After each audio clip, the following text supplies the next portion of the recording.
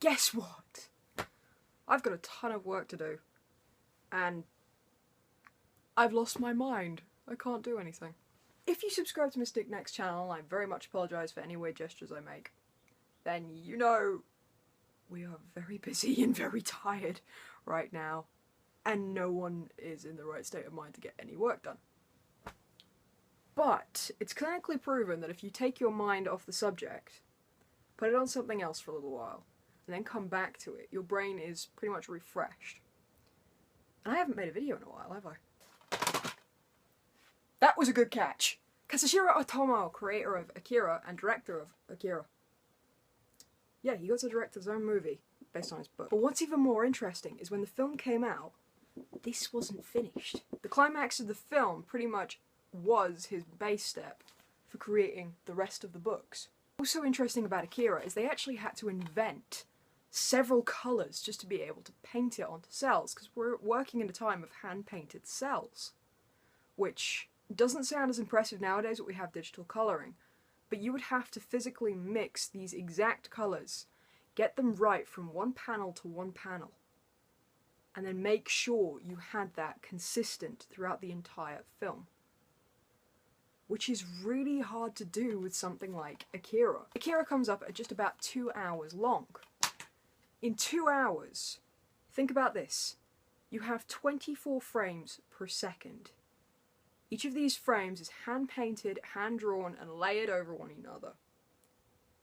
Now times 24 by the number of seconds throughout that entire movie. You have to keep the colour consistent. That's incredible.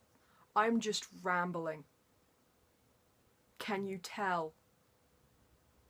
Oh, Christ. But what's so significant about Akira is the time it was made. It was made in 1988. A lot of you are going, oh, what's so significant about it coming out in 1988?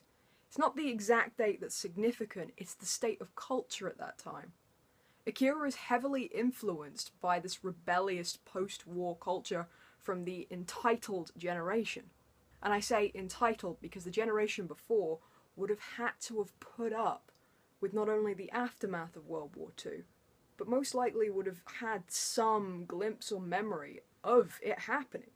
Those that were teenagers in the 1980s had to grow up with parents who lived either through the end of World War II or were born just after and had to deal with the aftermath.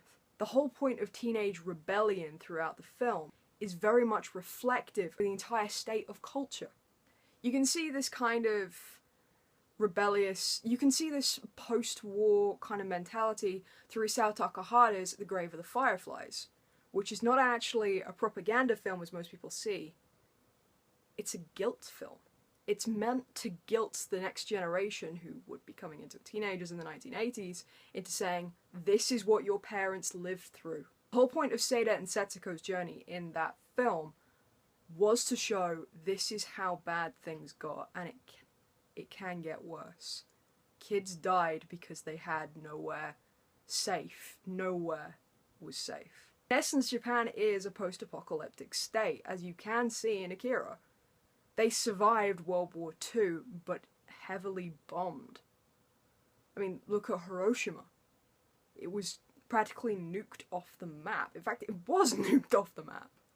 I'm very tired. So having to live in this post-apocalyptic environment gave birth to works such as Akira and created the guilt trip needed for Isao Takahata's Grave of the Fireflies. You don't really see it so much with Ghibli with this whole punk revolution kind of thing. You can even see it in other cultures to some degree. The rebellious punk movement in England.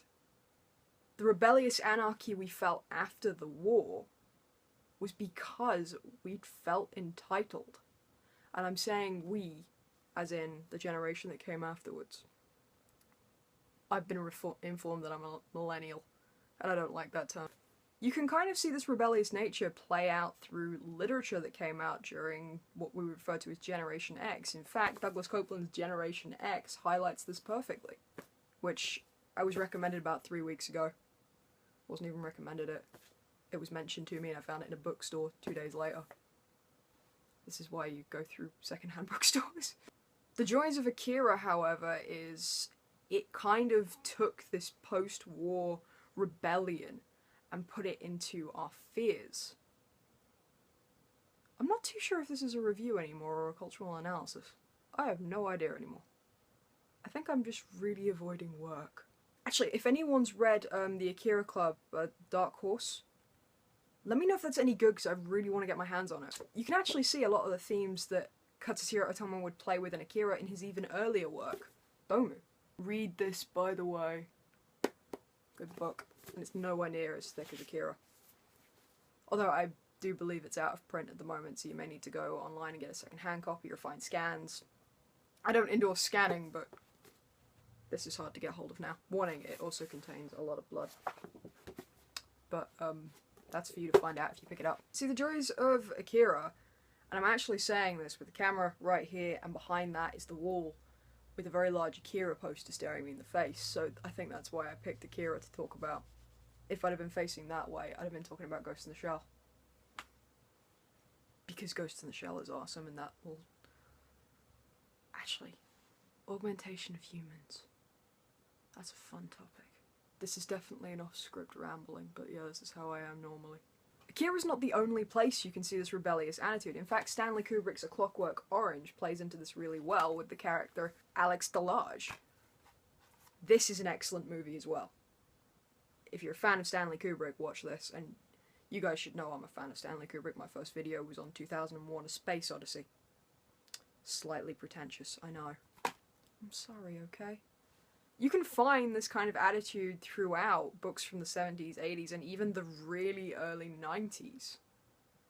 The rebellious attitude that came out post-war is very much inhabited by the media. And to borrow Marshall McLuhan for a second, the medium is the message. The fact that we went out and showed exactly how culture was at this time through the media in a way that we can rewatch now with a sort of zeitgeist in the form of A Clockwork Orange and Akira. If World War III ever broke out, the aftermath, assuming we would survive it, would create once again this rebellious culture from the generation that would precede that. It's a really fascinating thing to even think of. Yeah. This is my version of procrastinating.